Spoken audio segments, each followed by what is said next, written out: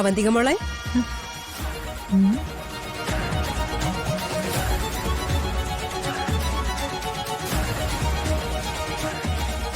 ലീലാമ്മായി. ഈശ്വര, ഇവരിപ്പോ എവിടുന്ന് വന്നു? അവന്തിക മോളെ, നിന്റെ ലീലമായി വന്നു. ചേച്ചി, ആരാ ആരാ നിങ്ങളൊക്കെ? നീയാരാ? ജോലിക്കാരനാണോ? അങ്ങോട്ട് മാറി നിന്നേ. ഇതെന്റെ അവന്തിക മോളാ. ഇവളുടെ ഒരേ ഒരു അമ്മായിയാ ഞാൻ.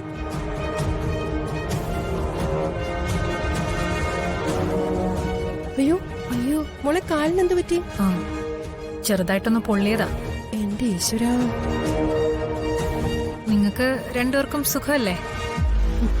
എന്ത് സുഖം, ഒന്നും പറയണ്ട മോളെ. ജീവിതം ആകെ പോയി നിൽക്കുക.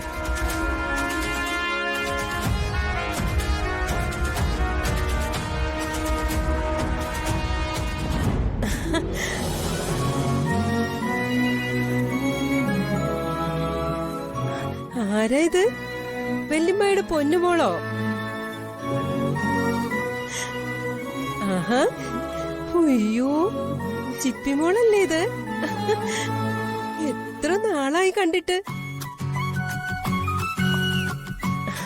ദാ, വലിയമ്മായി മോൾക്ക് ചോക്ലേറ്റ് കൊണ്ടുവന്നിട്ടുണ്ട്. ദാ, വാങ്ങിച്ചോ.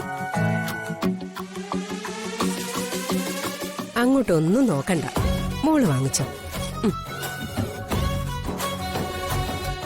മോള് നല്ല സുന്ദരി കുട്ടിയാണല്ലോ. ഈ വീടമ്മായി എങ്ങനെ കണ്ടുപിടിച്ചു? അതൊക്കെ ഞങ്ങള് കണ്ടുപിടിച്ചു. നമ്മളെ അവന്തിക അസോസിയേറ്റ്സിന്റെ MD-യുടെ വീട് കണ്ടുപിടിക്കാനാണോ പ്രയാസം?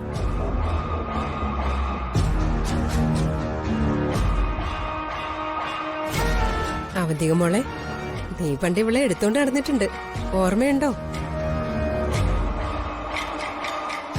നിന്റെ അമ്മാവന്റെ തനി പകർപ്പ ഇവള്. എല്ലാരും പറയുന്നത് ഞാൻ അച്ഛനെ മുറിച്ചു വെച്ച പോലെ ഇരിക്കുകയാണ്. ആര് പറഞ്ഞു? കണ്ടിട്ട് എനിക്കങ്ങനെ തോന്നുന്നില്ല. അത് മോളെ ആദ്യമായിട്ട് കാണുന്നോണ്ടാ അല്ലേ മോളെ? അതെ. ഉം. അല്ല, നിങ്ങൾ രണ്ടുപേരും വേറെ എവിടെങ്കിലും പോയിട്ട് വന്നതാണോ, ഇവിടേക്കായിട്ട് വന്നതാണോ? ഒന്നും പറയണ്ട മോളെ, ഞങ്ങൾ ആകെ കഷ്ടത്തിലാ. അമ്മാവും പോയതോടെ എല്ലാം പോയി. കടം കയറി വീട് വരെ വിറ്റു. ഇതുവരെ ഒരു വാടക വീട്ടിലായിരുന്നു. പ്രായപൂർത്തിയായ ഇവളെയും കൊണ്ട് അമ്മായി എങ്ങോട്ട് പോവും മോളെ? ഓ, ചേച്ചി മാത്രമേ ഉള്ളൂ ഞങ്ങൾക്കൊരാശ്രയം. ഇവരെ ഞാൻ എങ്ങനെ വിശ്വസിക്കും? പണ്ട് നല്ല രീതിയിൽ ജീവിച്ചിരുന്നവരാ, പെട്ടെന്നെല്ലാം നഷ്ടപ്പെട്ടു. ജീവിക്കാൻ മാർഗമില്ല എന്നൊക്കെ പറഞ്ഞു വന്നത് ഇവരുടെ അടവാണോ? മോളെ, നീ ഇങ്ങനെ നല്ല നിലയില് വലിയ മുതലാളിയായിട്ട് ജീവിക്കുമ്പോ ഞങ്ങൾ അവിടെ പട്ടിണി എടുക്കേണ്ട വല്ല കാര്യമുണ്ടോ? അത് മോൾക്ക് നാണക്കേടല്ലേ?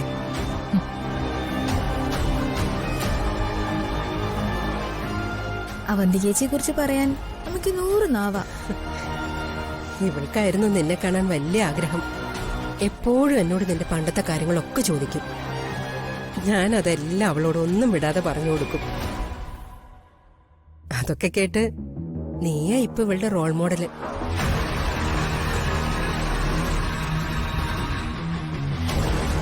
മോളെ, ഞങ്ങൾ ഇനി ഇവിടുന്ന് വേറെ എങ്ങോട്ടും പോകുന്നില്ല.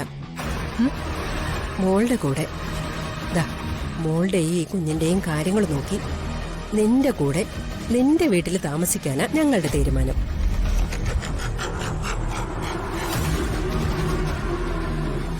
അമ്മാവനില്ലാത്ത സ്ഥിതിക്ക് ഇവളുടെ കാര്യത്തില് നിനക്കൊരു ഉത്തരവാദിത്വമൊക്കെ ഉണ്ടല്ലോ. അല്ല, നീ അത് ചെയ്യൂന്ന് ലീലാമ്മായിക്ക് അറിയാം. അപ്പൊ ഇനി തിരിച്ചു പോകുന്നില്ലെന്ന് തീരുമാനിച്ചുറപ്പിച്ചു വന്നതാണോ? അതെ മോളെ, അമ്മായി ഇവളും ഇനി മോളുടെ കൂടെ തന്നെയാ. അങ്ങനെ സ്ഥിരമായിട്ട് ഇവിടെ താമസിക്കുന്നതിന് എനിക്ക് താല്പര്യമില്ല. കുറച്ചുനാൾ വേണമെങ്കിൽ താമസിക്കാം. മൂർത്തി, ഇവരെ സന്ദീപ് താമസിച്ചിരുന്ന ഗസ്റ്റ് ഹൗസിൽ കൊണ്ടാക്കാം. അയ്യോ, ഗസ്റ്റ് ഹൗസോ? അതൊന്നും വേണ്ട മോളെ. ഇവിടെ എന്തോരം മുറികളുണ്ട്. അതിലേതെങ്കിലും ഒന്നിൽ ഞങ്ങൾ അങ്ങ് കൂടിക്കൊള്ളാം.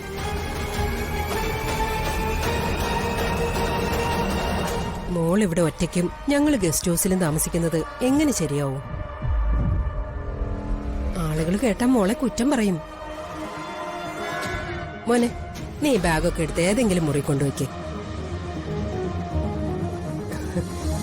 മോളെ, ഞങ്ങൾ ഈ വീടൊക്കെ ഒന്ന് ചുറ്റി കണ്ടിട്ട് വരാം. ചിപ്പിമോള് വരുന്നുണ്ടോ കൂടെ? ഇല്ല, ഞാൻ വരുന്നില്ല. വാ മോളെ. ശരി മോളെ.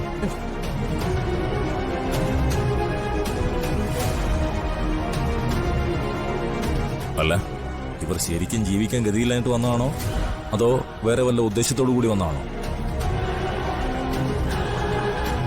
അല്ല, ഇവരെവിടെ താമസിപ്പിക്കണോ?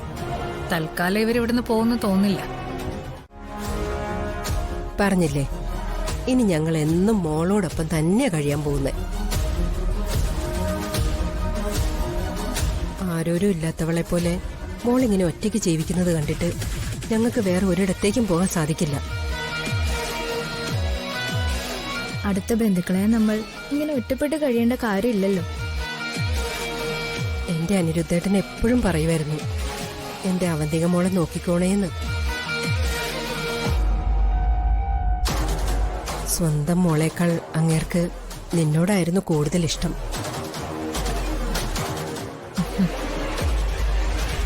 അമ്മാവനോട് എനിക്കും അങ്ങനെ തന്നെ ആയിരുന്നു. പക്ഷെ ആ സ്നേഹം അനുഭവിക്കാൻ വിധി എന്നെ അനുവദിച്ചില്ല.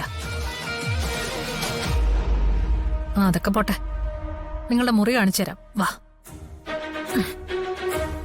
അയ്യോ.